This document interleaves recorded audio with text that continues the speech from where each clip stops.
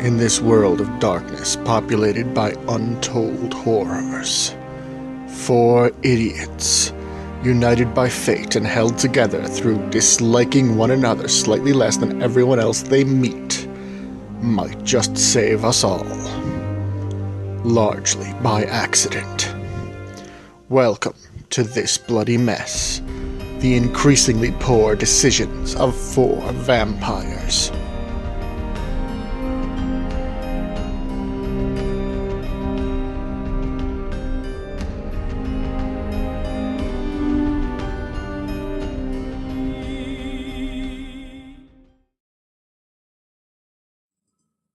Shall we begin?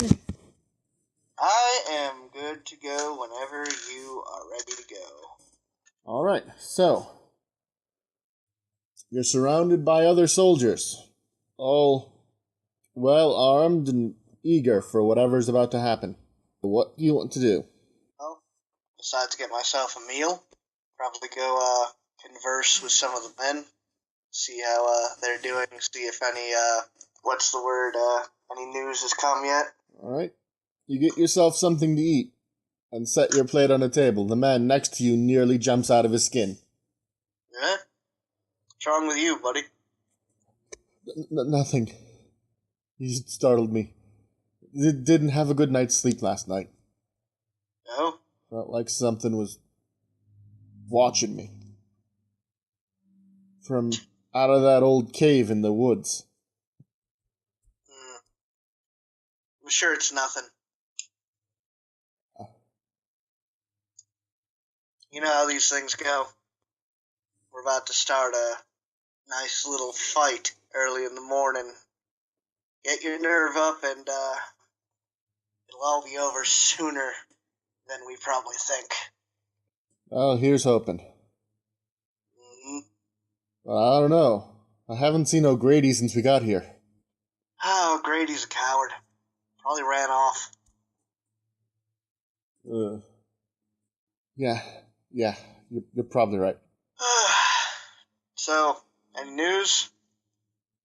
Well, scouts saw the English headed this way.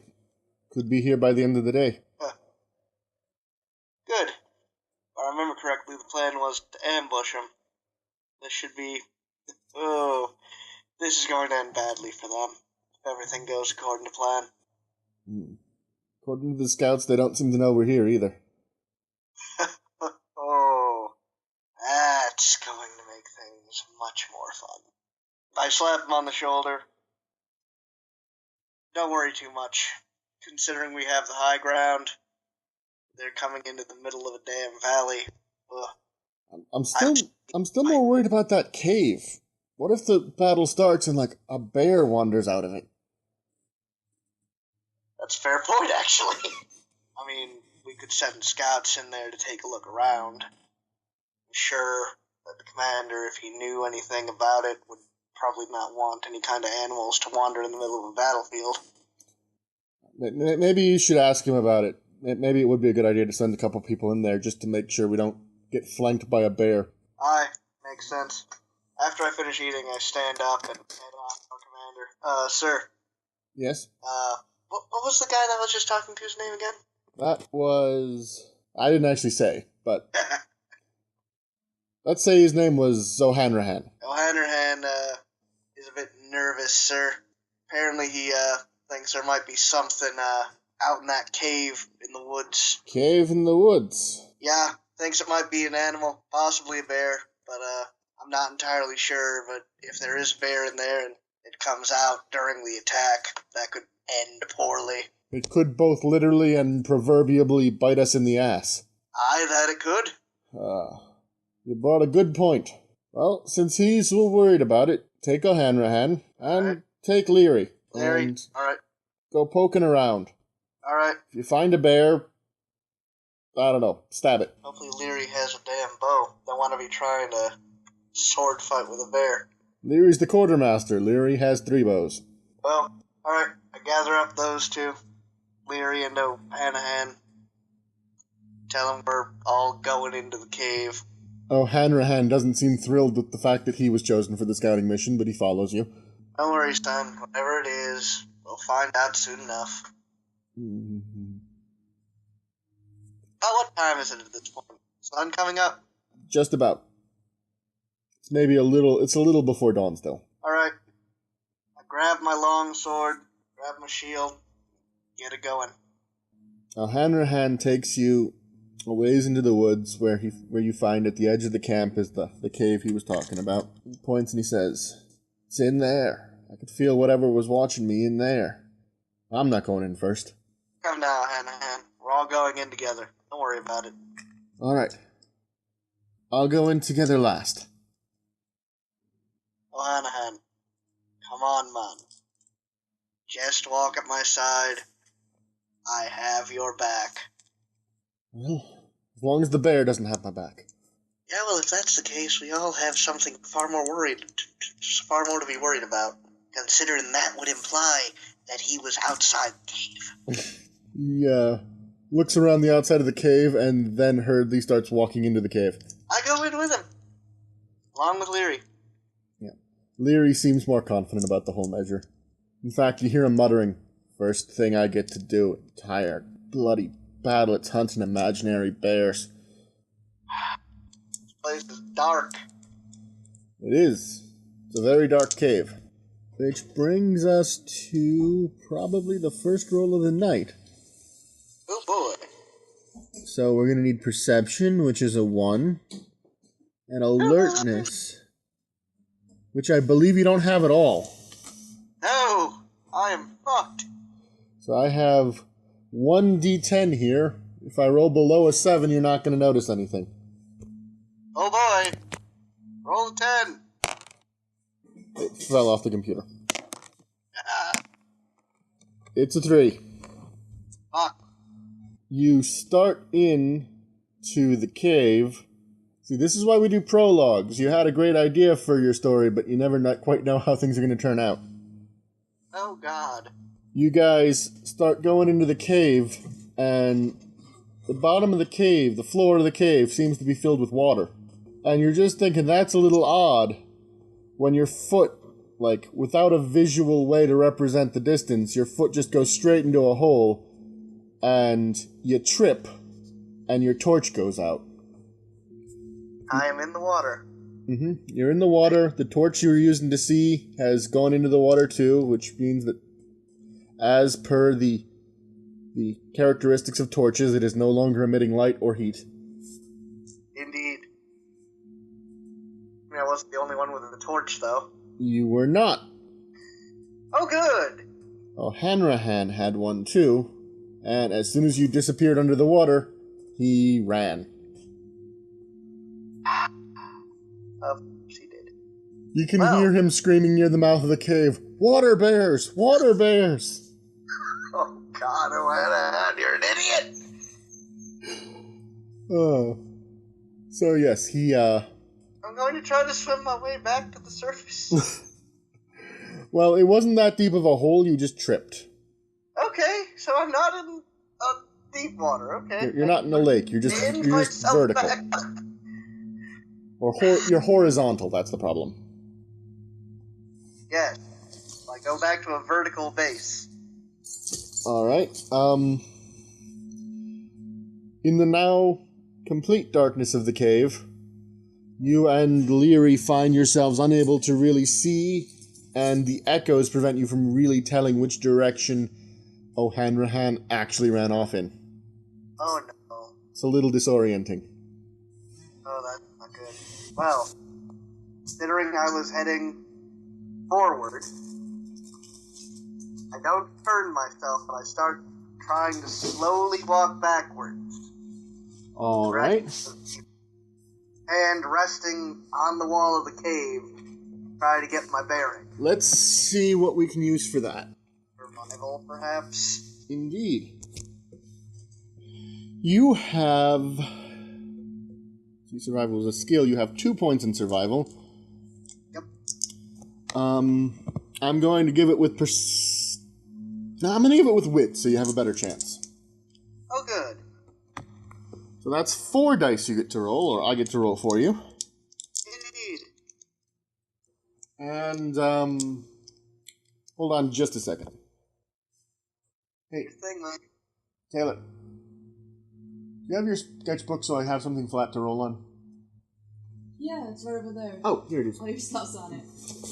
Okay, just wanted a flat rolling surface. Thank you. The problem is that since you're trying to get your bearings in a dark underground area, this is going to be a little tougher than normal, but with 4 dice, you're still going to succeed. Hopefully. You have no idea where you are. For fuck's sake. Well, that's not good. Leary? Yeah? I'm going to kill O'Hanahan. Not if I kill him first. Out of that. Any idea where we are? In a cave. I mean specifically where in the cave. I'm gonna roll for him now.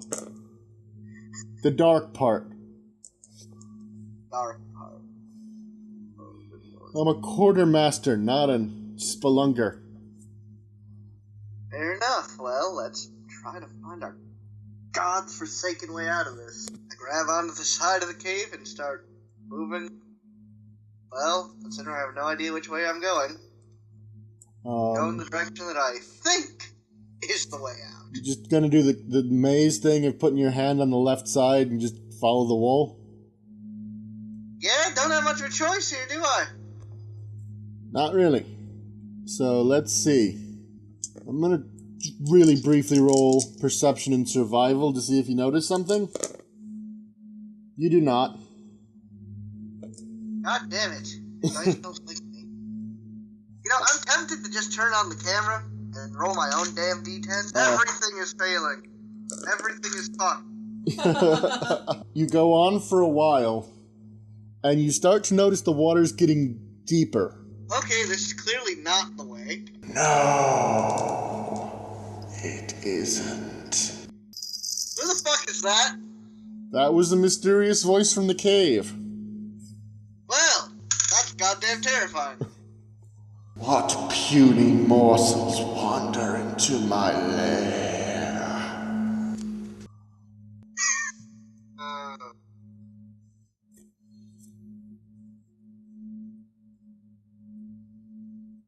Give me a moment.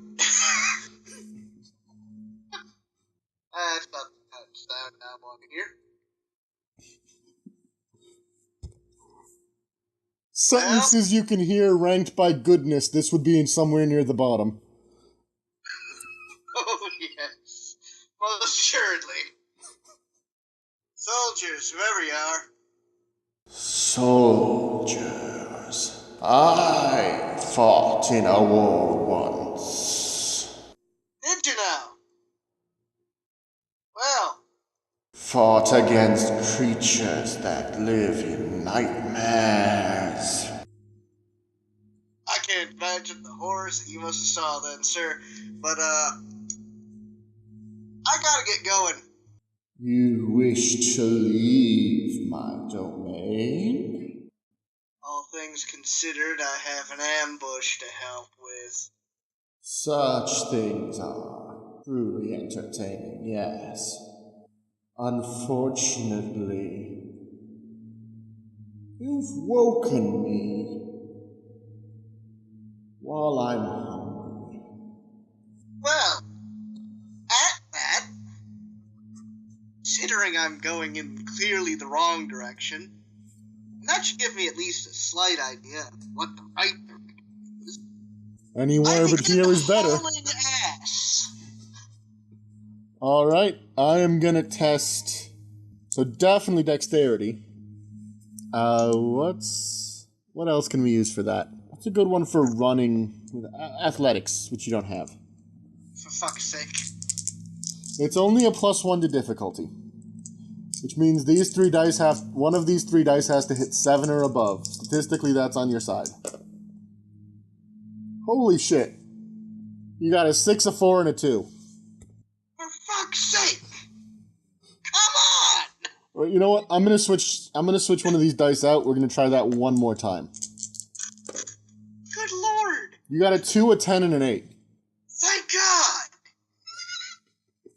So you stumble a little bit on the first shot, but then you manage to balance it out and keep going. You hear something thrashing in the water behind you. Oh, great. That's not good. And let's see here. Leary starts screaming his head off. Of course he does. Well, that's horrifying. The scream is cut off and sort of continues as weakened gurgling. Oh dear. Well, I'm not stopping. Jesus Christ. Something falls and splashes in the water in front of you. Something falls and splashes in the water in front of me. Yep. Well, I'm not stopping. You continue to run past Leary's head. Good. Fuck that noise. You can hear motion behind you as something says, "Be my prey, little morsel. If you can elude me, I may reward you." Oh, boy. This is not good. I keep moving. I ain't answering. I ain't talking. I am going full on. Fuck everything about this cave. Alright, Fuck. Shit. God damn it. just, yeah. You run for it. I'm gonna roll Perception Alertness, difficulty 7, to see how well you... Oh, goody. You managed to not run into the walls, actually. Oh, good. Barely. Barely. The dice are getting used to you. Oh, good. Because that could have ended very badly for me. Yeah. You hear the voice again, closer this time. You navigate these halls with almost practiced ease and the grace of a true hunter. Oh, good lord. Well, do I see any light? Any at all? Let's see. Wow. Perception is just your thing today. You see the faint trickling of light coming from the left. I go to the left. As you continue to run, you notice the water is getting shallower and shallower as you climb. Good. Good. That's good. Less water the better. And my cat is trying to steal my D10s. With 3 successes on an athletics roll, you barrel up those rock stairs.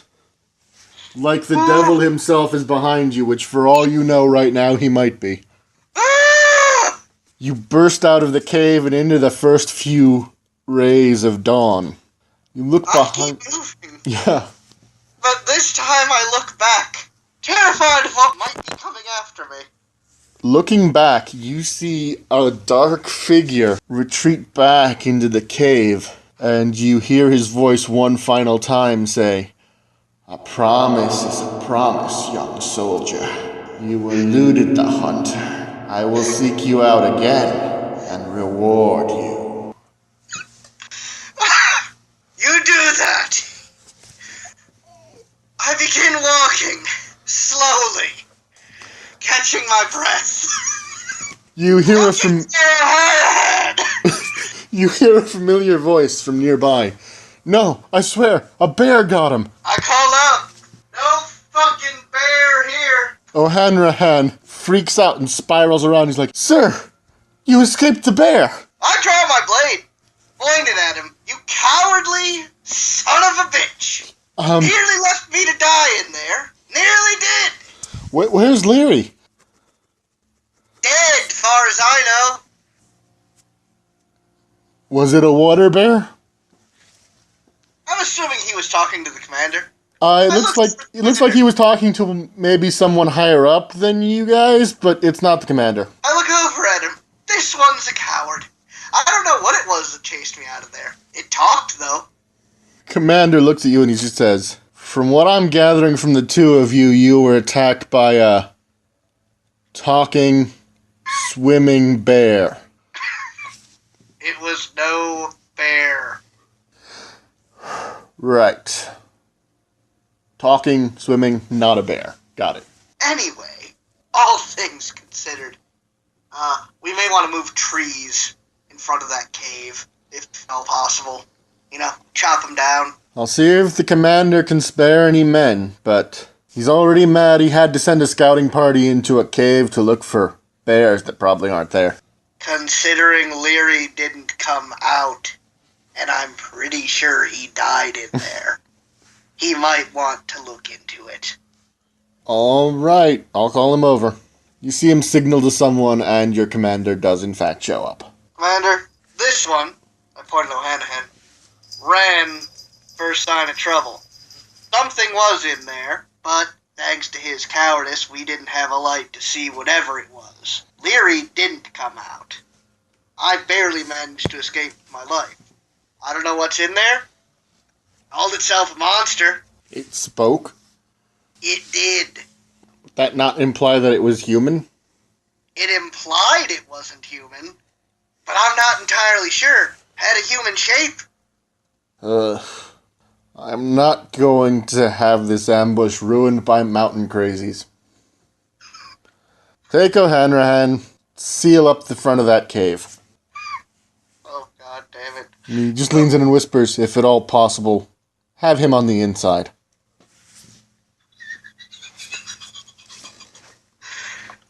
Okay. Well, that's fucked up. Anyone else you can spare to chop them trees down? I can spare what I can, but Leary didn't come out of the cave. O'Grady's gone. O'Hanrahan's already going with you. He points at the guy you were talking to a second ago, says, take him. Alright, get the axes, get the ropes. Got shit to do. Alright, so, just to see how well you do this, let's give ourselves a dice roll. Strength and... It would either be strength and melee or just dexterity and melee. I'm tempted to go for strength because you're not really attacking the trees. I'm just chopping them down. Yeah. Trees aren't likely to dodge.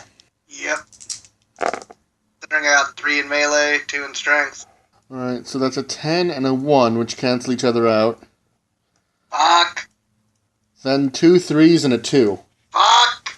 Well, it's not a botch, so nothing horrible happens, you're just really slow at chopping down trees. Can we at least, move 1, maybe 2 in front of the damn thing? Well, that's your personal performance. Even cowardly O'Hanrahan does better than you. Oh, good lord. Considering I just had to run for my life. You spend a good portion of the day chopping down trees, moving them as close as possible to the cave entrance without actually blocking it, just so you can prepare a good barricade once it's ready.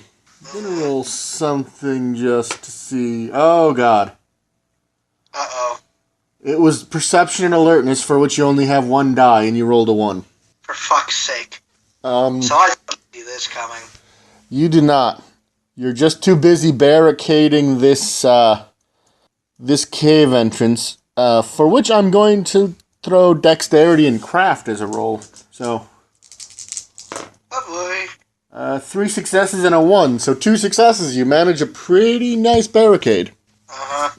Place it against the cave entrance. You take a moment to be proud of your work when suddenly 3 English soldiers burst over the hill. Oh, good lord. They're here! You see an embattled other soldier say, "We noticed," but apparently you didn't. That wasn't part of him saying, but I'm just telling you. Apparently you failed to notice the English. Mm-hmm. Well, this is gonna be fun. One of them's coming right at you. I go for my sword. Alright, dropping your perfectly serviceable axe on the ground, you draw your sword. Oh, wait. Yeah, fuck. I'm an idiot. I'm surprised. Give me a break. Yeah, I know. I'm just giving you a hard time. So dexterity plus melee, you've got 6 dice going on right now. Oh, damn. Oh, 1 success. for fuck's sake. You hit him with the sword. Let me see. I believe an unassisted sword is 3 dice. Or it's strength plus 1. I think it's actually strength plus 2. So, you've got 4 dice. He takes 1 damage. Oh, great. He's, like, what? Bruised? Bruised. Fun. He responds in kind. 3 successes. Oh, fuck me. That lets him add 2 dice to the damage total. Not dead. 1, 2, 1, 2, Is that good? 4 successes and 1 botch. So you take 3 points of damage as he stabs you in the neck. 3. Oh, fuck me. Well, that's not good. It is most certainly not. With a grand total of 3 successes, 2 of which are 10s, and he has a specialization in swords, so 5 successes, O'Hanrahan rams a blade into the soldier's fucking eye. Oh, Jesus Christ. He collapses, spasming to the ground. O'Hanrahan pulls the blade free and just says, "Are you alright, sir?" Yeah, get this one. No, that was the one that was attacking you. Oh, help me with the rest. Do you want to attack one of the remaining 2? Yeah, they're here. Can't let them get away. Let me see. Oh, much better this time. That's 1, 2, 3, 4, 5 successes and a 1. So 4 successes. That's good. Strength of 2, 1 for the sword, 6 damage dice. Oh, No, it's 2 for the sword. 7 damage dice. 1, 2 damage. for fuck's sake. No, I'm gonna give that one another roll because fuck that. That was not right. 1, 2, 3, 4, 5, 6. 6 damage. You cleave him in twain. Well, that's good. Yeah. There So goes another one. yeah, as you're confronted with this soldier, you wind up and slam your sword into him, just hacking a good swath through chest and neck. Oh. There he goes. The last one runs, screaming for reinforcements. I give chase. We can't let him get away. And reveal our position. You crest the hill and find that, yeah. The battle already started. Oh boy. Yeah, the battle appears to have begun while you were moving trees. The young British soldier is hurriedly running down the hill. Well, that's not good. You continue to chase him? Yeah, might as well. There's chaos all around. Alright, you continue to give chase, stopping momentarily when you realize you nearly fell into a covered pit. Oh, for fuck's sake, how do they have traps? Or is it one of ours? You're not sure. You've put up barricades and traps like this, but you don't remember this one in particular. Fortunately, you rolled a natural 10 on your attempt to not fall into it. So, good work. Oh, that was close. You continue onward unabated after this fleeing soldier. You do have a bow, I'd like to remind you. I go to the bow. Once I get back into a position on the hill, I start shooting at people Alright. in battle, aiming for Englishmen. 3 successes. Are you still aiming for the one that's fleeing you, I assume? Yes. Now occurs to me that I have no idea what the goddamn stats for a bow are. Well, it would likely be a long bow, so that would be the easiest thing to look for. 4 successes. You take him in the leg. Ooh. Screaming, he continues to convulse, trying to make his leg work for him while running, and he falls into a pit. 2 down. 3 down. I dropped an arrow. That was actually the Take third it. one, so the scouting party that you met is already dead. Indeed. Well, during the battle is all already started. Yeah, you can continue to fight. 4 successes on your next bow attack. Well, I'm aiming at an Englishman. You believe you have seriously wounded one of them. Nah, fuck it. I'll just say you killed one. Why not? Let's see. So how's this battle going so far as I can tell from where I am? Let's see with a good old-fashioned perception roll. It's a battle. Well, You assess the battle. As you do so, an arrow hits you in the chest. oh god. Jesus Christ. With 5 successes on the part of the Englishman. For fuck's sake. Every die he rolled was above a 6. Well, that's not good.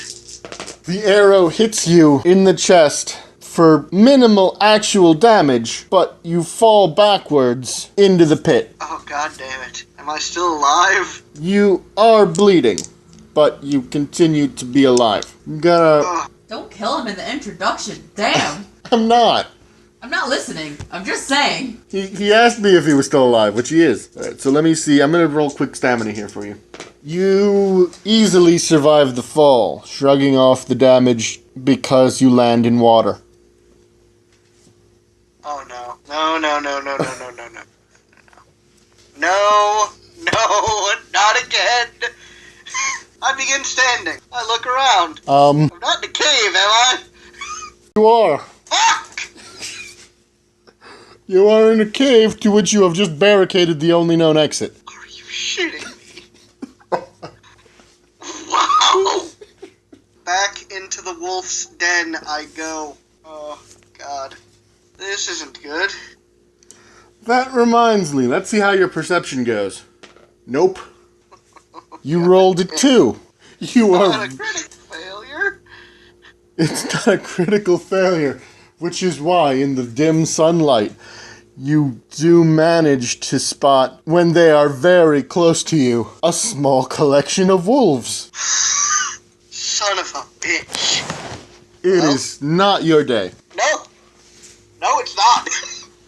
Today has gone far more poorly than I had expected. Kill 3 men. God. Wolves now. Great. I draw my blade. Bow's not going to be useful. They're too close. Yeah, you grabbed your blade. Let me see. So dexterity and melee, that's a lot. Do you attack the wolves? The moment they're clearly close enough to attack me, yes. They're looking at you, but they don't seem aggressive. If they're not attacking, I'm not attacking back. Really holding my ground. You hear a voice from the darkness. Ah, it returns of its own volition. Those holes in the ground don't exactly make it easy to not return. You gonna keep playing mind games with me, or are you gonna show yourself? I dislike the light. Step out of the water and into my lair. Oh, really? What, you rip my head off? Like you did O'Leary's? I do not know who that is. Other man that was with me? The coward or the tasty one? Well, I suppose I only ripped off one's head. Question answered. Well, yeah. Then, yeah, you know who I was talking about. No matter. You see a spark, and light flares up from one direction. You see a ragged, but otherwise human-seeming figure down a short passageway in the wall of the cave. Please, walk this way.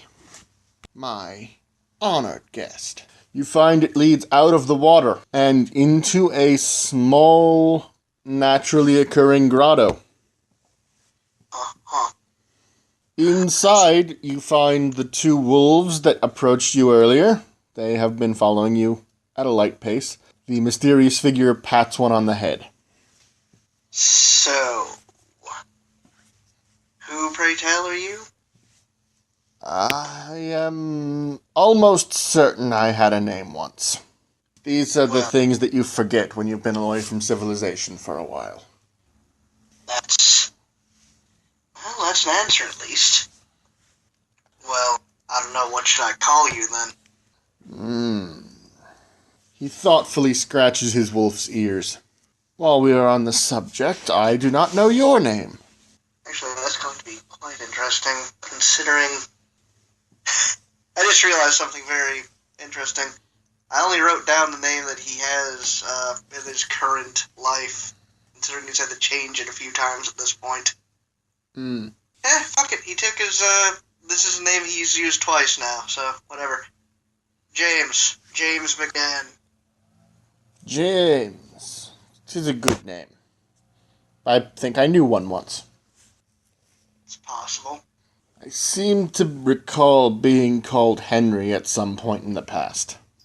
Well, Henry, pleasure to meet you, all things considered. You know, besides my comrade's head being removed from his shoulders. I was hungry. So you said. Doesn't explain much, though. I live here.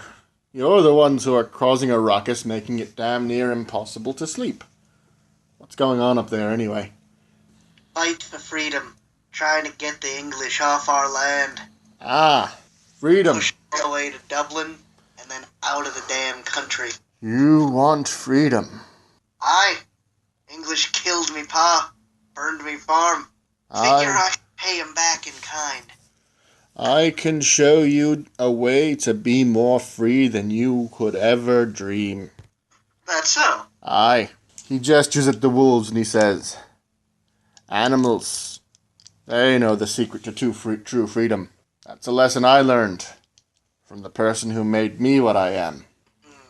Here, why don't I show you? Show me what? Without answering verbally, he starts moving towards you. Oh dear. He smiles and you see his teeth begin to bend into huge, almost canine fangs. Oh, sweet Christ! Relax, dear boy. In a moment, you'll know the true meaning of freedom. Oh, God. He lunges at you, seizing you by the head and neck, and you find his long teeth buried in your neck. That's the last thing you remember for a while. Oh, God. Well, this ended poorly. You awake in what you can only imagine is the following nightfall.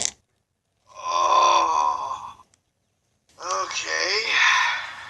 You find yourself in the same cave, knee-deep in the same water, lying on a stretch of rock. In the dim light of a fire, you see near you the same man. You awake feeling hungry. Overpoweringly hungry. Food. Need to eat. Well, you should have no problem finding any down here, says the man. I set those pits when I realized there were going to be people in my land. Heard a fair few splashes during the day, so you should have no trouble finding prey down here.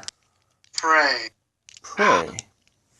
Like the ill-tempered ruffian you brought down to my lair last night. Or perhaps the fleeing Englishman you yourself chased into one of my pits. Oh, really? Well, I stand up. I start walking. You're a little wobbly, Ew. but as you're moving through the darkened cave, you realize that you can see much more easily in the darkness than you could before. You can hear the sounds of splashing as people struggle in the interior of the cave. I start looking for people. All right. You roll a 2. Oh, damn it. Looking for people just isn't your strong suit. No, it's not. Fortunately, people find you. Oh, do they now? Specifically, you hear a call of, "Don't come any closer, you limey sir!" And you lay your eyes on O'Hanrahan. I blink. Seeing O'Hanrahan, you say? Just him? Yeah. He is in a you wander in the cave a bit and you find yourself face to face with O'Hanrahan. He's got a sword, but once he realizes it's you, he just sort of lowers it. O'Hanrahan. It's good to see you. Oh, God. Are you all right, sir? Hungry. Oh, Eat. I don't know how much I can spare because I don't know how long we'll be here since we barricaded the entrance, but here. He hands you a bit of dried meat that he had in his rations. I take a bite of it. All right, let me see here. You don't immediately vomit it up, but it does nothing to assuage your hunger. Well, that's not good. All right, so I'm going to roll something else here. Oh, dear. Oh, you don't have that. Okay. Don't have what? A cult. Oh dear. Well, learned anything yet? Of course not. Okay, so nothing really happens. Oh! Looking at O'Hanrahan in the dark, you can't help but remember what happened to Leary when he came face to face with the man that, well, did whatever he did to you. You feel the hollows in your throat where he bit you. Oh. And as you're staring at O'Hanrahan, you feel your own teeth begin to lengthen into animalistic fangs. Well, that's not good. You have a choice now of rolling self-control or just eating O'Hanrahan. Well, I'll try to roll self-control. Why not? You bosh. Alright, so you rolled 2 1s and a 2.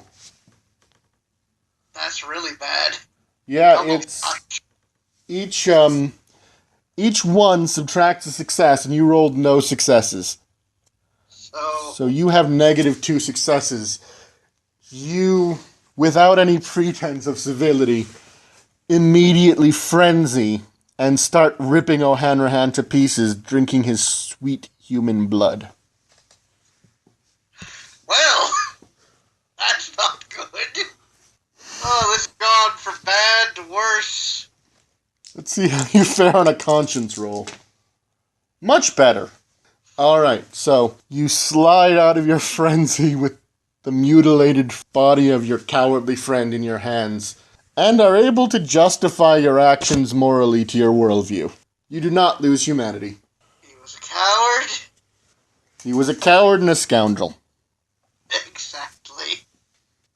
Oh, God. And you gained 10 blood points, so you now feel perfectly happy. Oh, good.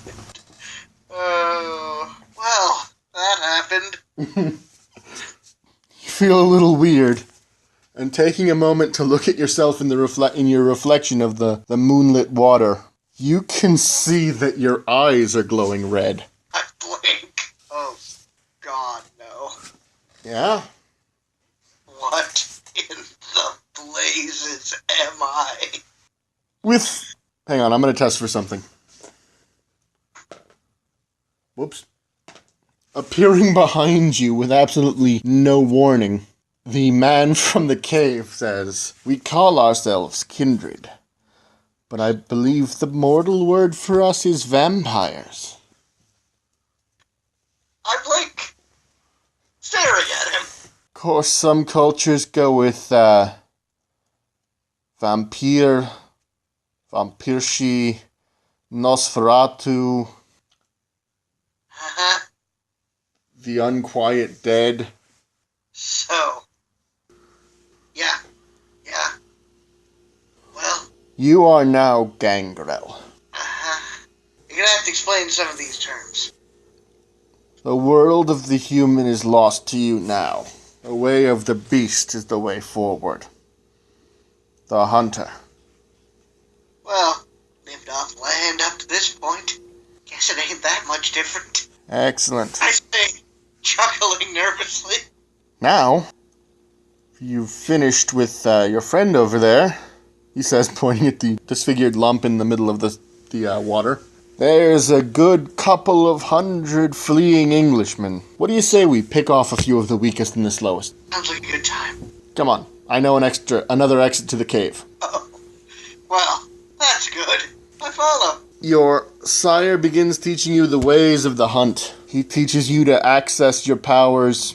Oh, I guess we can roleplay that, actually. He points at some tracks, and he tells you, "I believe they went this way. Try," points to a bird nearby, and he says, "Try asking that bird what it can see." Alright. I'll try that then. Do you just ask the bird? How do you do that? I start talking to the bird. Alright. The bird looks at you and tilts its head quizzically. Where are they? Where are the English? They left this way. Oh God, that's hilarious. You feel something inside your head, and you push it out into the bird, and suddenly you get a distinct sense. You're not quite seeing through its eyes, but you feel the impression of people having passed recently.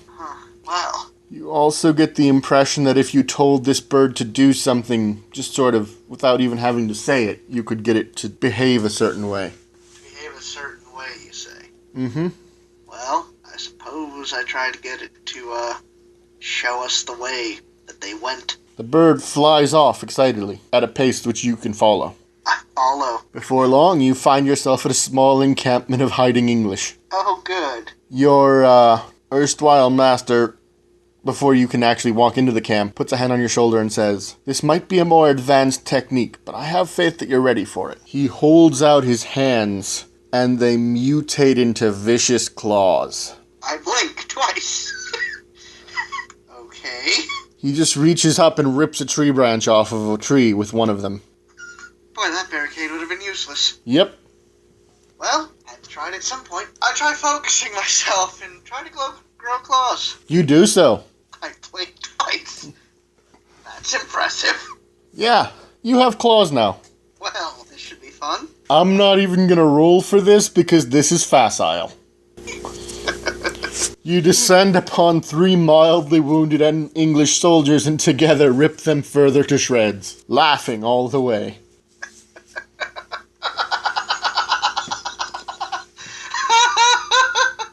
It's quite possible I'm going mad.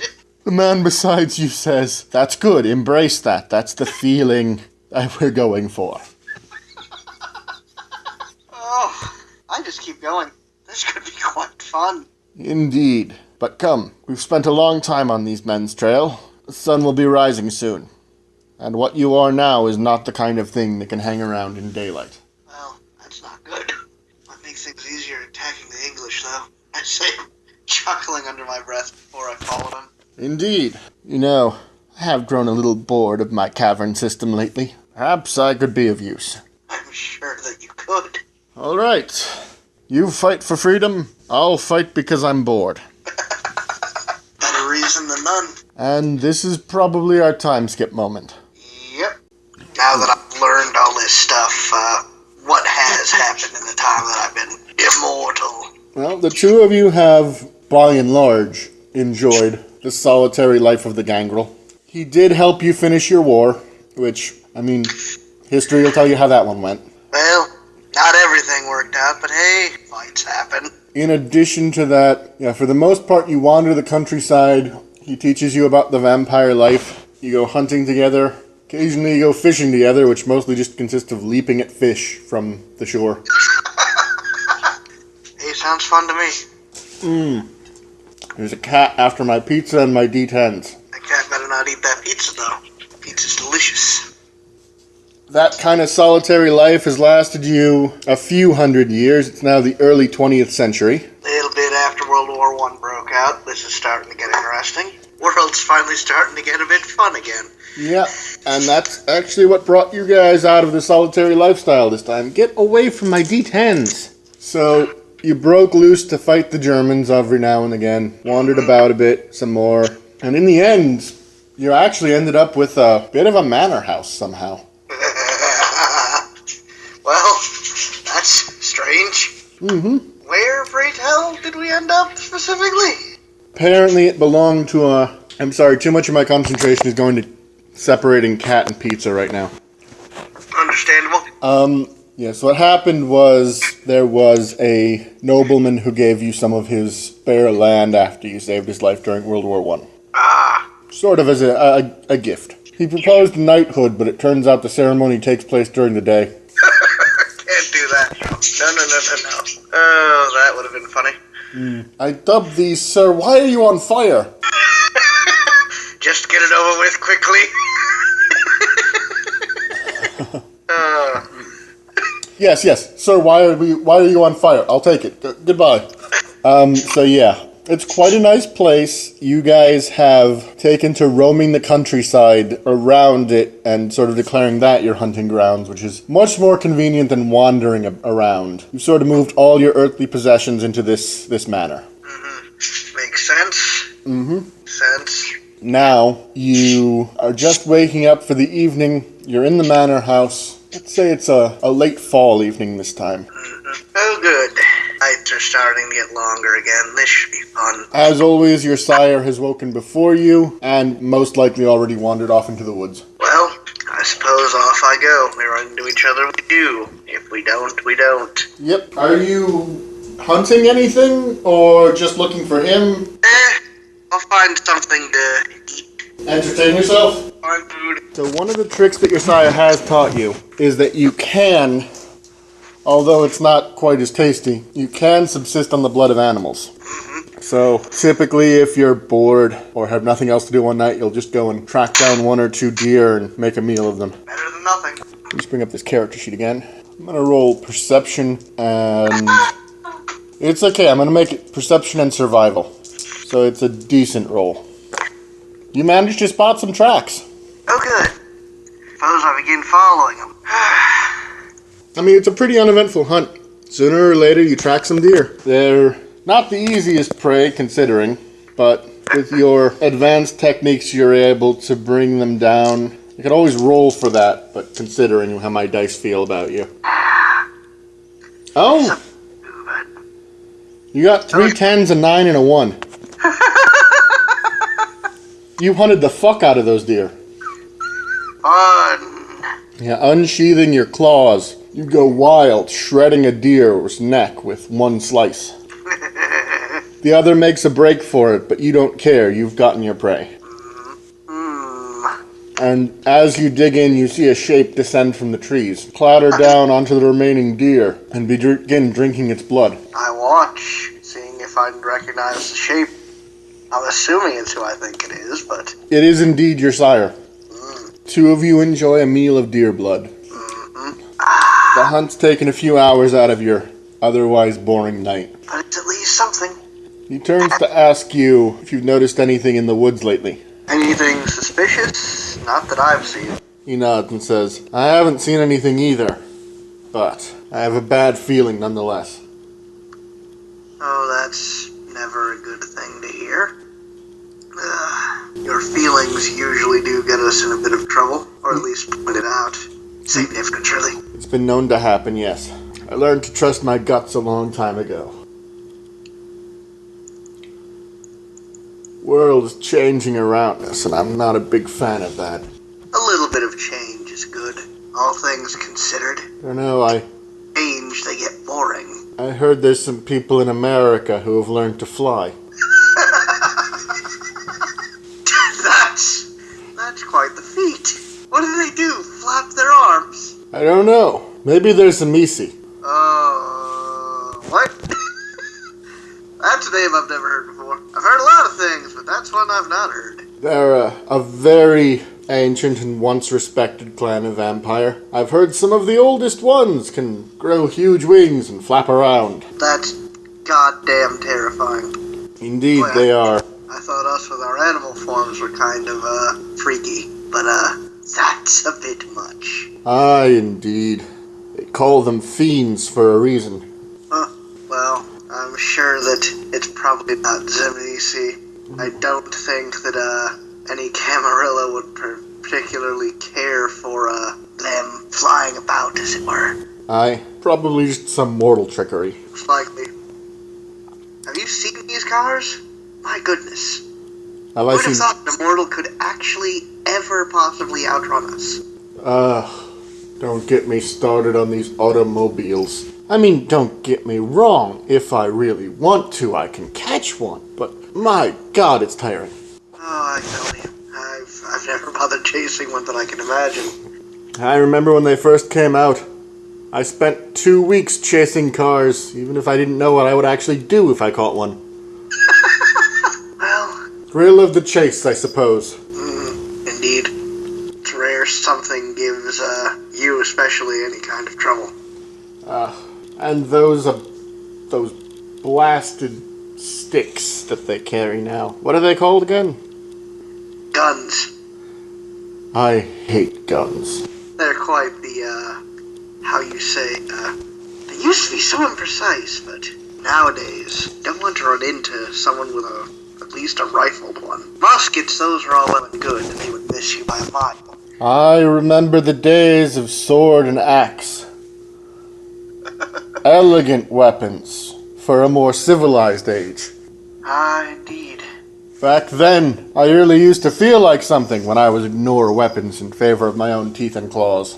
It's about this time that you hear a thunderclap nearby. Huh.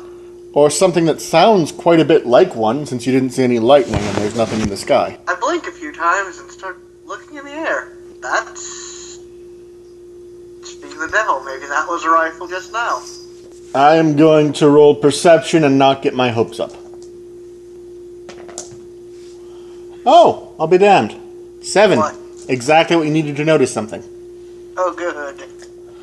You I'm not noticing these things. You look around a bit, and just as you hear another thunderclap, your eyes land on a bird, which then explodes. Ah, well, that's... Oh dear. You hear jubilant voices, probably 4 or 5 of them. I look over at my sire. He looks at you and then looks around and he says, "Now would be an excellent time to not be very visible, I think." Yes, I think the same thing. He sort of crouches down and hides in the bushes, a spot that's particularly hard to see. I find a nearby as well to find. Alright, 2 successes on a stealth dexterity roll. You're able to find a reasonably well-hidden place. Well, that's good. Sure enough, within a few moments, a group of maybe about 5 Englishmen wanders through this patch of the woods. Their leader is, at least the one you assume is their leader, is, at least he appears well-dressed at first. Like, looking a little bit closer, his clothes seem to have fallen into a little bit of disrepair. Huh. You can see that they're very old, at the very least probably older than he appears to be. Which means they're either hand-me-downs or he's like you. That's not good. You see that each member of this little group is carrying some kind of firearm, and you can hear him say, "Come on, boys. I've heard there's the 2 noblemen gangrel hanging around somewhere up here. I figure the Ventry ought to show 'em what's what." Nobleman gangrel. Have you ever heard the like? I look over to where my tire's supposed to be happening. Let's see. I'm not gonna see him. Oh, yeah. Most likely. I'm gonna roll this die for your perception and these dice for his stealth. Alright, he's got 3 successes and you've got none, so. You see a clump of bushes. Well, that's good. I wait a bit. You can see the Ventru, this little gaggle of Ventru continues through the forest, laughing merrily, shooting animals. You hear the leader cry out again in a burst of elation as he fires off something into, I'm going to say a fox. Oh, great. They appear to be heading in the general direction of the clearing where your manor house is. Are you going to follow them, or? I head over to where my tire is supposed to be. Alright. See if he's moved on yet. He is still in the same place when you get there. He said, "I don't know why I'm surprised. Neither do I. You try to move up in station. There's always someone who just wants to drag you back down." We should show them what it's like to be hunted. I like this idea. He is going to turn into a wolf. Oh. Oh, this should be fun. This large silver-haired wolf eyes you, gives a nod, and then disappears into the trees. Okay, give me just a moment. If I remember correctly, that's a protean power. That it is, shape of the beast. Of course. No, can't do that yet. Well, I start heading, back towards towards where I'm hearing, the attacks going on, where I'm hearing the people shooting. You can see they've just emerged from the woods, and the leader has just laid eyes on the manor house, and he's just like, "Disgraceful. Disgraceful. He looks at his, little group of clanmates, and he says, "I live in a disused warehouse, and a couple of wild animals have this fucking house. Oh, Shame. Shame, shame, shame. Give me that shotgun. I'm gonna blow their bloody heads off when I find them. Oh dear, oh dear. The state of this city when a Ventru lives in humility and poverty, and Gangrel have a house like this. Well, And without further ado, he just fires the shotgun, both barrels, into one of your windows. so I'm assuming all of them are distracted. Looks like it. So, which one is the furthest one back? One that's not the leader. Of course not. I would not expect as much. But I think it's time to give them a bit of a fright. What are the nearest animals to me at this point? In the immediate area, there are 2 squirrels, a badger, and some birds. I look over to the birds and begin trying to speak with them. Alright. You lock eyes with an owl and start to really burrow into its mind. I nod to the one in the front and tell the owl to go ahead, go for his head. Just start attacking his face. Claw him up a little bit. Alright, let's see how the owl does. Wow, this owl's a combat master. So that's 2 successes out of 3 dice, and it doesn't have a great deal of damaging potential, but let's see how... Oh, the owl did 3 damage. Oh God! It just swoops That's that... up. You see it swooped out. You've done less damage than this with a bow, so... I mean, you were human at the time, but still. You see it swoop down with a mighty... Its mighty talons just go right on the guy's eye. Oh, that had to hurt. Bloody bird! Goddamn! You see him draw a pistol and start firing at the bird. Ooh, you hit the bird.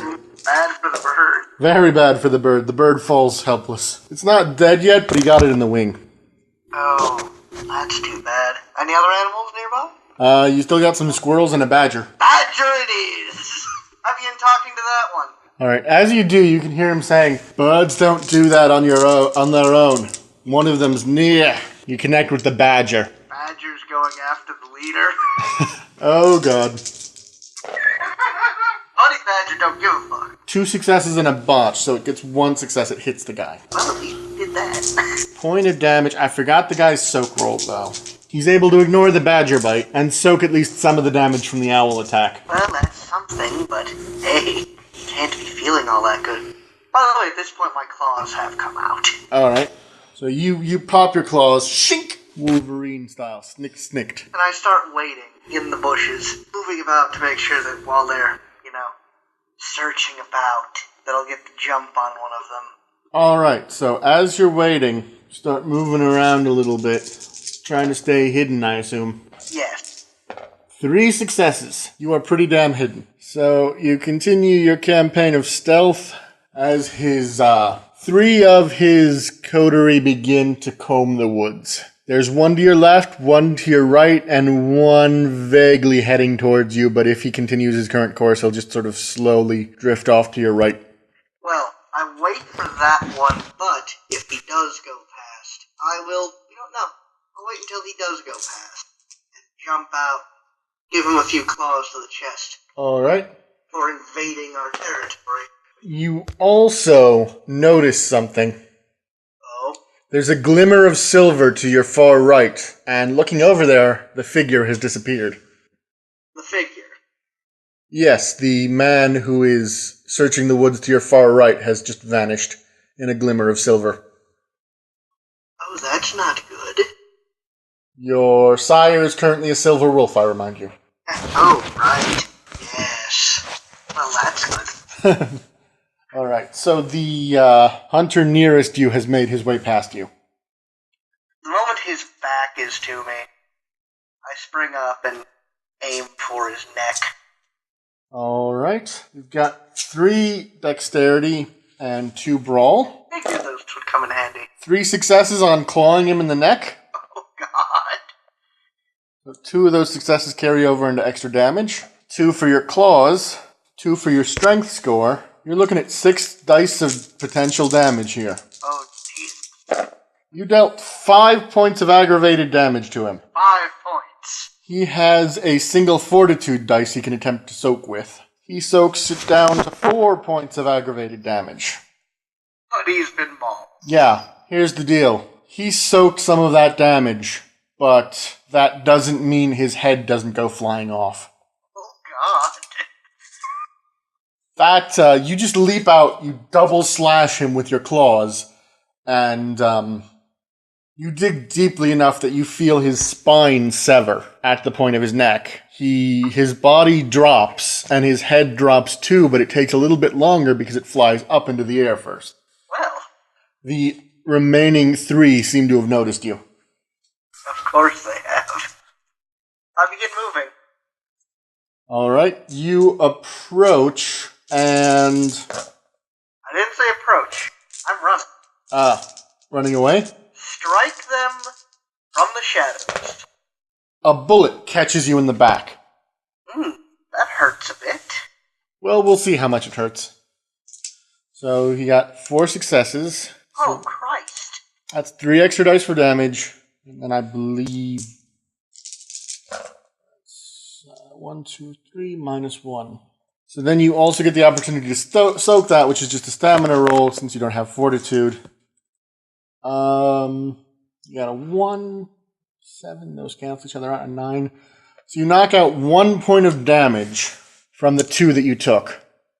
Since it's firearms against a vampire, it's considered bashing damage, so you have the damage of the bullet to your back, reducing it to 1/2 point of damage, which is rounded down to no damage. Well, that's helpful. You stagger a little bit as a rifle round hits you in the back. You think maybe they got the impression they wounded you more than they did, which is none. At which point, I assume you're trying to go back into hiding? Yes. I already took one of them nearly to death. Trying to keep sneaking around them and taking them as they come. Oh. Oh. Whenever you say oh, I get concerned. Your hiding is perhaps not as good as it could be. Are we talking no successes here? It's not a botch, but yeah, no successes. Fun. Let's see how their perceptions are. The minions do not see you. The leader sees you, though. Of course it does.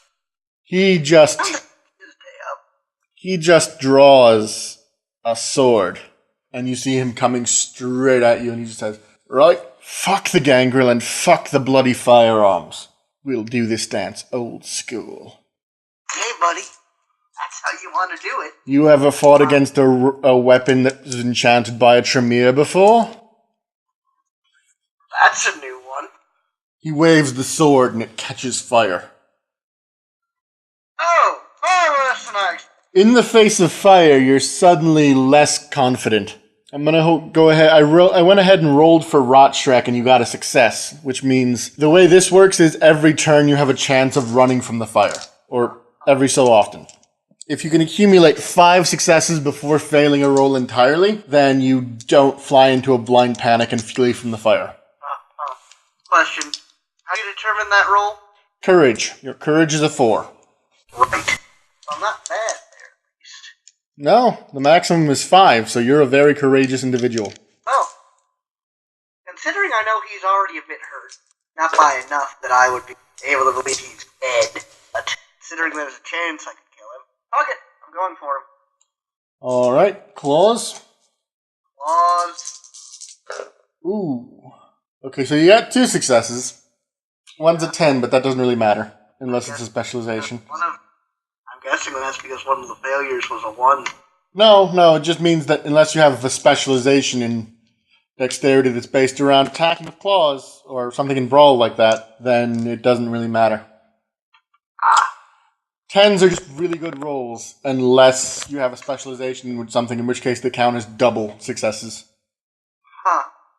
I could have sworn that the way we did it the last time, you actually rolled that again. That was the way we did it last time. That's boring, and I figure you got the 10, so you might as well just get double successes. It's either an addition change thing or a house rule, I forget which, but I decided on it. Alright, that's cool. Double successes is fun. So you've got 5 dice for damage here. Fuck him up. Fuck him up. Oh, jeez. Oh, jeez. Of those 5 damage dice, 4 of them are successes. Oh, God. He was already injured. Yeah. He's going to try to soak with his fortitude. Alright, he blocks 2 of those 4 points. So you cut a pretty significant gash into him nonetheless. I remember he was sitting at injured. Jesus. He must be looking really bad. He is not in a good way, no. Jesus on a pogo stick. So you hear a howling noise and then another one in the woods just vanishes. Oh, dear. Think I'm alone, friend? Oh, no. You chose the wrong place to attack. He looks down at this giant cross mark made from 2 sets of claws on his chest, and he's just like, I am rapidly coming to that conclusion, yes. Might I suggest you, what's left of your little scouting band, run away. Right. Our hunting grounds. You don't come back. You see him wave his sword again, the fire goes out, he turns to the others and he just goes, come on, lads. Lad. Let's get the bloody fuck out of here. And you see him take off running. The other one goes with him. For a second he turns back to you and he just goes, you haven't had the last of me though, but you take a step towards him and he just goes like, yeah, you have. Good boy, run! He does so. You scared the living fuck out of the 2 of them that survived.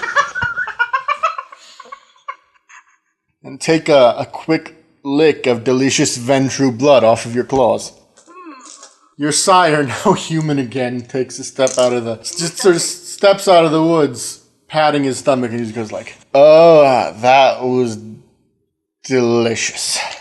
I bet it was. I haven't had a hunt like that in a long time. Well, help me grab the bodies out of the woods. We've got to leave them out for the sun. Mm-hmm. I start dragging them out. You leave them in a pile around the back, an area that gets a lot of sunlight during the day.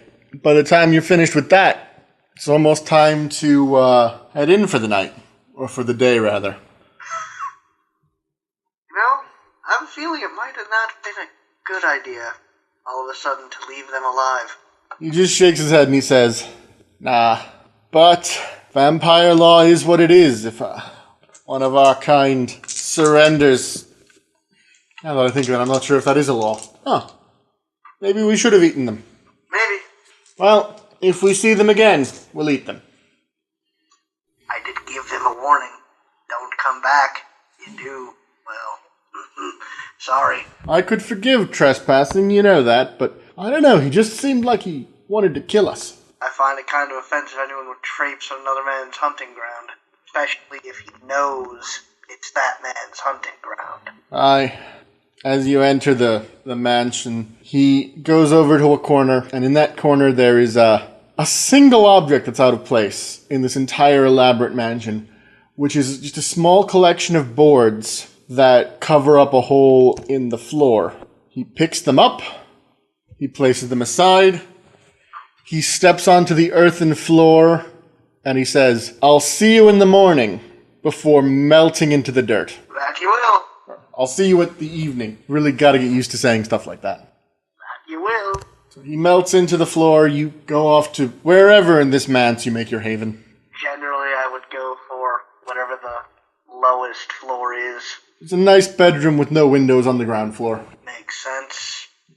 Take that one. Alright, you settle in for a long night, and now it's time for me to roll your favorite stat, perception. Woohoo! Nope. Nope. At no point do you notice anything wrong in the night. Day. That's probably not a good thing, considering probably the house exploded. You awaken to find the house on fire. Fuck.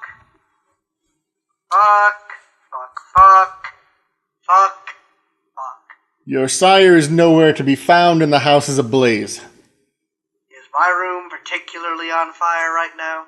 It looks like it's mostly the exterior walls. Well, all things considered, claws are out. I strike the wall, figuring I can tear my way through. Alright, you pop your claws and attack. Are you attacking a section that's, like, not very on fire? particularly Not on... very on fire. Okay, you attack a section that's not particularly on fire. Yeah, I mean, the whole house can't be ablaze yet, so... Oh, good. You have some successes. All right. Was So, going to be something bad about to happen. no, but there was a 1 in that roll, and I saw that before I saw any of the successes, and I briefly considered the possibility of you dying before the campaign starts. Well, that happens. I got other ideas. Mm-hmm. All right, so let's see. None of them quite as interesting as this one. So, 1 for an extra success, 2 for the claws, 2 for strength. 3 successes. You smash through a section of wall. On the other side is sweet, sweet freedom and air. And not fire.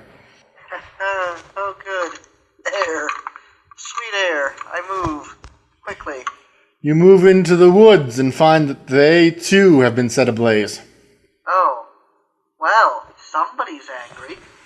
You may or may not see... You don't see anything. I don't see anything. Is there a path? I mean, I was trying to see if you saw any evidence of who did this, but you didn't. Oh, I have a feeling I know who it was. Just to clarify, you did wake during the normal time, so... Good. Typically, you wake just after sunset. So you see no sign of anyone, but you know the woods well enough to know which areas are most filled with dry grass, which areas are most likely to catch and keep flame. Mm-hmm. I'm going to go ahead and roll... You know, I've heard that deserts don't have this kind of a problem. I'm going to roll wits and survival. Oh, yeah. You got 4 dice, you rolled 3 8s and a 10. You know exactly the way out of here. Oh, good. You find your way out of the woods and to sort of London proper is where you end up. It's probably 4 in the morning by the time you find that, and you make it to the docks. Indeed. Your house is a collection of burning cinders. You have no idea where your sire is. He usually wakes up before you, but if he had woken before you and caught whoever was doing this, he would have probably prevented the fire, so you're not quite sure what happened to him at all. Well, that's not good. Questions for later. I have any questions for later. I need to get the fuck out of here, though. All right. What do you want to do then? Well, all things considered, not really feeling all that safe in London right now. America seems nice this time of year. Supposed to be, anyway. Ships generally don't, have a lot of sunlight if you stay at the lower decks. I'll put my stuff away across. Rolling a quick perception check. You spot what looks like a vessel bearing all the signs of one that can be commissioned for a journey. Oh, good. I head over to it. Indeed, I do. Man who you believe to be the captain is standing out front of it and says, "Evening, sir. Is there anything I can do for you?" Yes. I'm wondering, where is your ship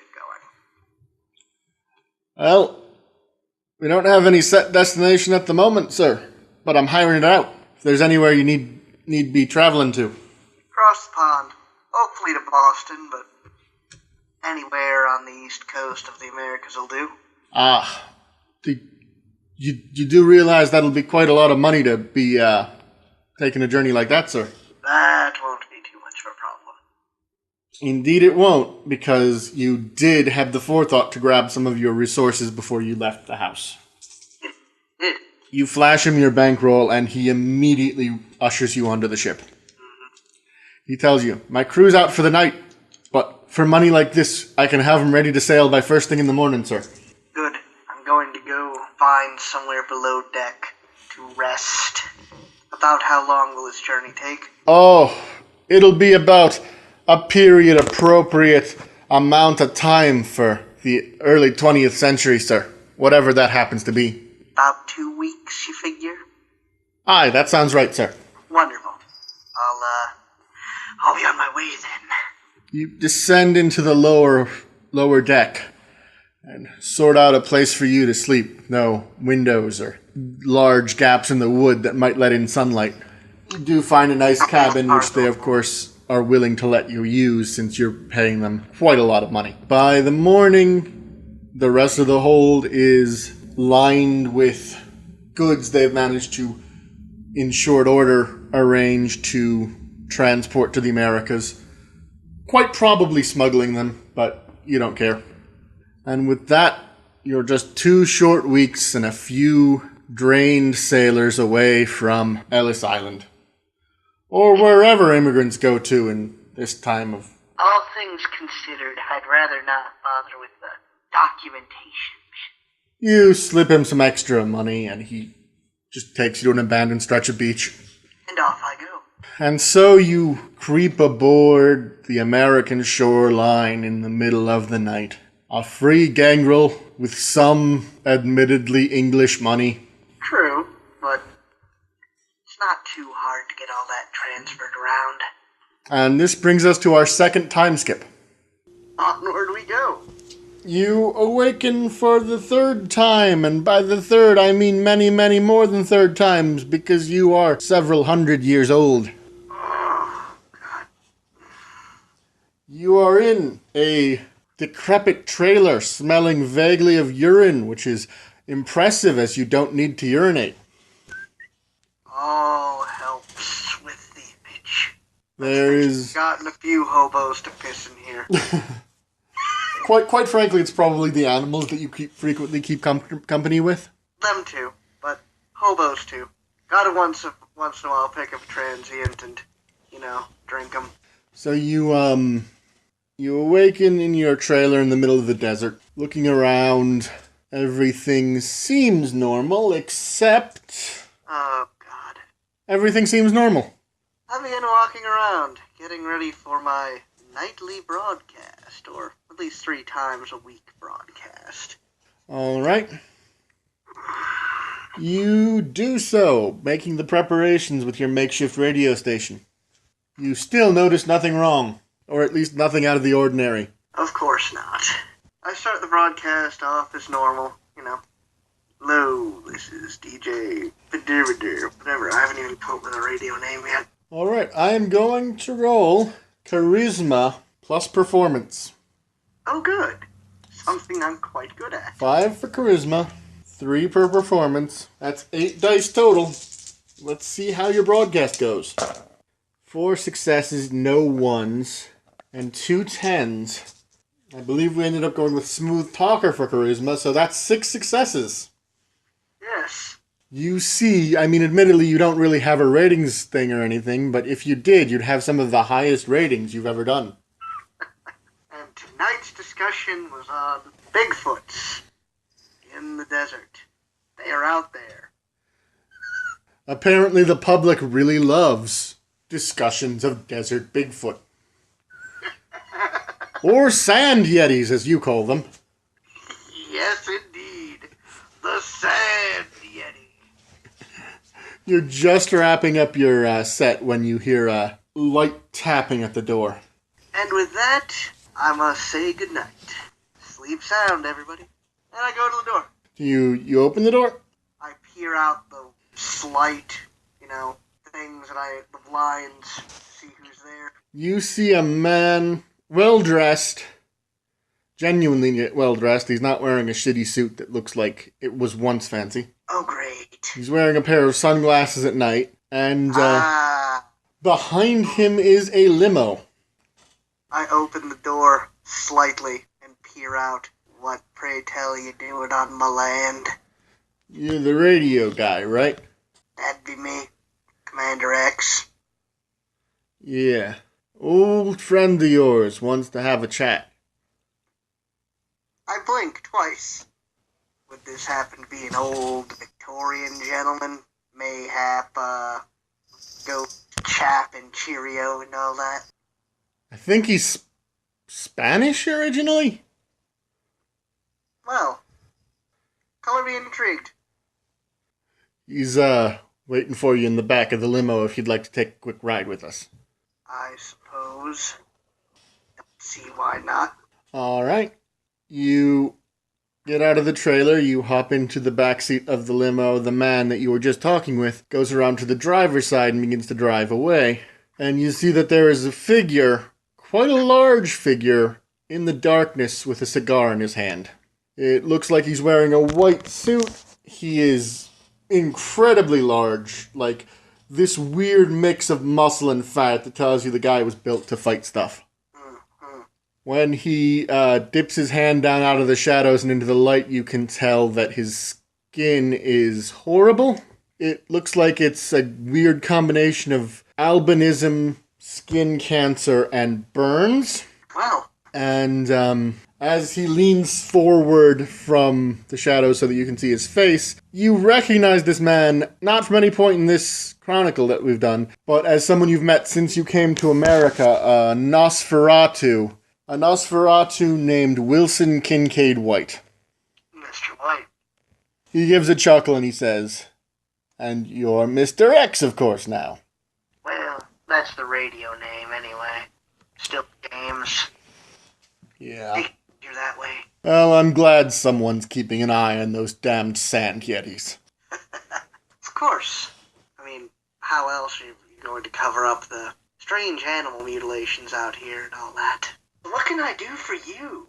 Well, as it happens, I find myself needing assistance in some matters in these modern nights. Now, I know your radio show is, in some ways, profitable, so... Oh, very much so. Finances, of course, are not something you need help with. But, of course, you know how much these bloodsuckers like to play at politics, and you know how useful it can be for our kind to form alliances. He claps his hand together like someone holding on to someone else for dear life. Indeed. At this point, my fingers are just tapping against each other. All things considered, they generally are helpful, but I generally try to stay out of the politics. They get messy. I understand. Which is why I thought you might not know about this, and he hands you a folder. I take a look at the folder, flip it open, start reading. It's actually a series of pictures. Oh.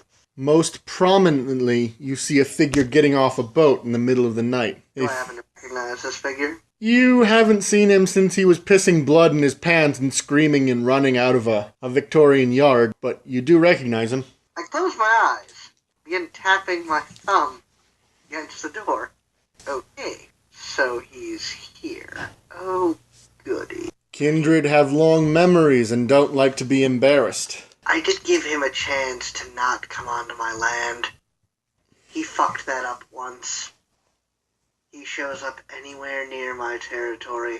He's going to very much not enjoy the final death I give him. I'd be careful. He's more connected now than he was then. Good for him. The only problem is, he already broke the rules. You don't invade another man's territory. I learned that a little bit ago. Finally figured out all those little rules Camarilla has. And that one seemed obvious to me, but apparently this one doesn't care. He has powerful friends and influential money. As you can see from the next page, he gestures for you to turn the photo over. Mm-hmm. Next photo down is, it appears to be the man meeting with a older Middle Eastern man with a huge scar on the side of his face and sort of an almost hawkish nose. I blink. Who in the bloody blue blazes is that? They call him the Falcon. He's an Assamite. Assassin kindred. Oh, God, not these ones again. I've had one dealing with this kind, and never again. Never again. Can't stand them. If Stefan is paying the Falcon for a hit, then it's likely that you're the target. No, really? I'm not surprised. I embarrassed the man. Did I actually manage to leave a scar? It's rare for anything to scar a kindred, but a Gangle's claws can manage it. I thought as much. Oh, no wonder he's so angry that... He gestures sort of a cut across his own chest and he says, "Maybe taking the name from the scar you gave him for your radio show was a bit much. Hilarious, but a bit much." True. But honestly, at this point, I'd almost forgotten about him. I figured he'd given up by this point. Well, Burned down my home. Come now. well, for many years I've given to the understanding that he was under the impression that he killed you. Once he found out that that wasn't true, livid, that man. Wonders of the internet, I'm guessing. Something like that. He recognized your voice from the threats and your talk of mysterious desert creatures on the broadcast waves. Loved your special on chupacabras, by the way. Well, all things considered, when that one group of Bruja decided to eat an entire herd of cattle, someone needed to come up with an explanation. I hear the one that's descended from Vikings is still singing your praises at the Anarch meetings. I don't doubt it. It's the one thing that's really good about having a radio show like this. Cover everything up and coming up with just so many fun stories. Yeah. Or why these strange things keep happening. Yes, indeed. In any case, this brings me to the favor I called to ask you about. Yes. I'm given to the understanding that the same assassin who's been called to take you down is also looking for mine head on a plate. All things considered, knowing what I know about you, old friend, well, that's quite the tall order. Indeed. The problem is, I can't be prepared, well, I can be prepared for an assassination attempt at any time of day or night. But that's just so stressful, I might not be able to run my businesses. And you know how I love my businesses. Oh, I very much do. Of course. Which means, between you and I, if two of his targets were in the same place at the same time, in a very public venue perhaps, You might need to come out and say hello. and we could be prepared for him when that happens. That's true. That's true. I have been receiving a few notices from people interested in me showing up somewhere outside of my radio broadcast. As it happens, that bumbling wannabe Prince Strauss of the Tremere is holding a gala. Oh, is he? Yes, during which the neonates of the new clans are going to be announced, the ones that are going to be allowed to act under their own interest as opposed to merely being raised by their sires.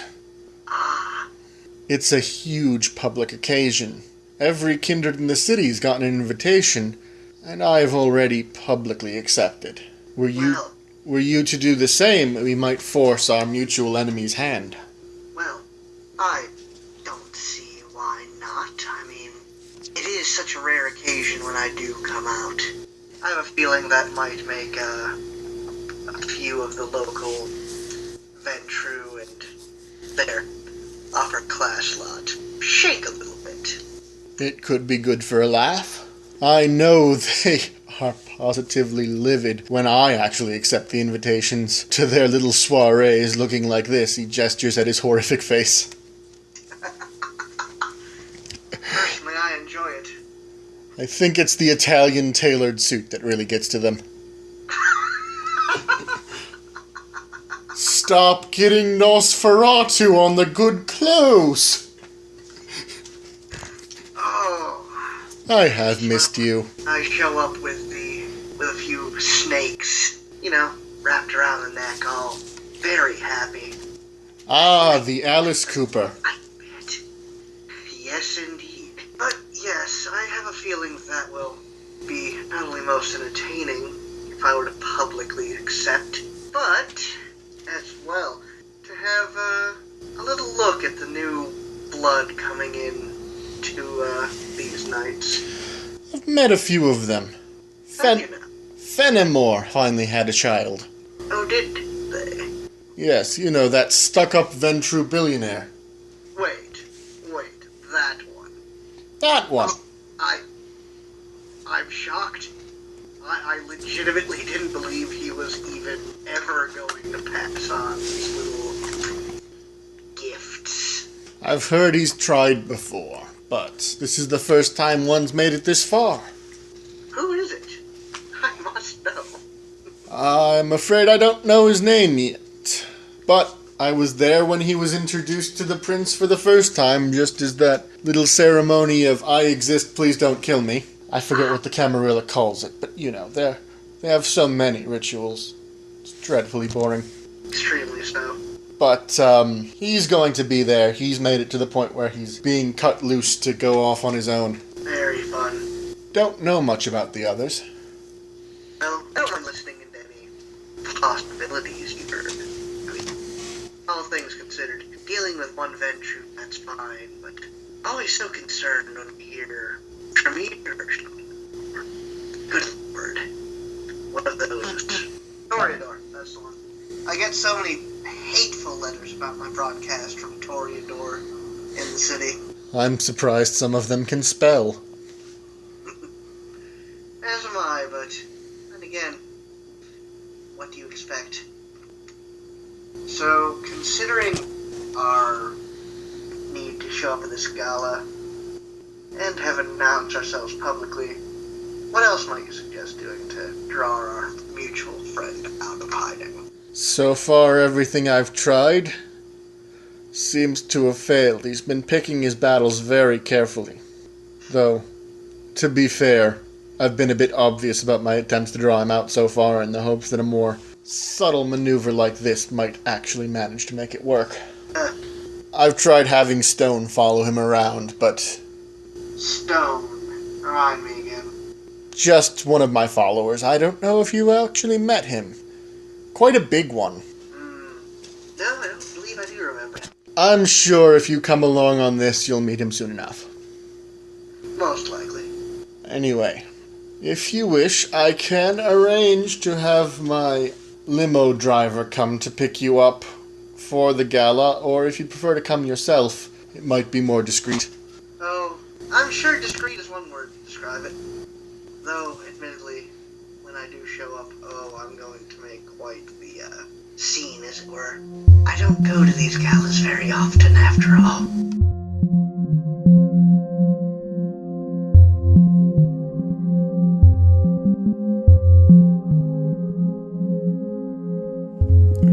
Thanks for tuning in to This Bloody Mess, the increasingly poor decisions of 4 vampires by Painted Still. If you like this video, give it a like, consider subscribing to our channel. If you want to support our content, we have a Patreon, link is in the description.